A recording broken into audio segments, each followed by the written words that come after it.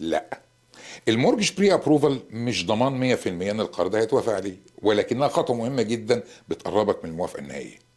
الفرق الاساسي ما بين ان البري ابروفال بيعتمد على مراجعه مبدئيه لمستنداتك، ولكن القرض نفسه مش بيتوافق عليه بشكل نهائي غير لما تقدم مورجج ابلكيشن كامله، اللي احنا بنقول عليه اندر ريتن ابلكيشن.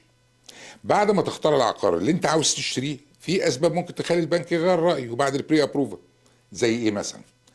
زي لو حصل فيه مثلا تغيير في الكريدت هيستوري بتاعك، زي ديون جديده دخلت عليك، او دفعه متاخره، او دخلك او وظيفتك اتغيرت بعد الموافقه المبدئيه، او سعر العقار اللي انت اخترته مش مطابق لمعايير البنك او التقييم بتاعه. ولو حاسس ان الموضوع معقد او مش عارف تبدا منين، كلمنا واحنا هنساعدك في كل التفاصيل علشان تقدر تاخد الموافقه باسرع وقت وتكون جاهز للشراء بيتك الجديد بكل ثقه.